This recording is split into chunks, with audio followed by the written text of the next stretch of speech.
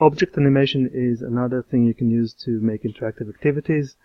So currently in this activity you need to select the animal that doesn't belong, and if I click here it disappears.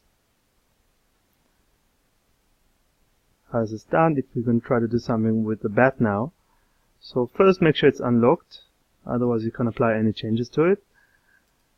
So the bat is unlocked. I'm going to go to the Properties tab, and here I've got Object Animation. It's very similar to animation or in PowerPoint. And you choose a type. Let's do spin. That's a little preview. Let's make it a bit slower. And when it is clicked, repeat none. So if you ask what's the one that stands out now, then you could claim it's the bat and it does a little dance.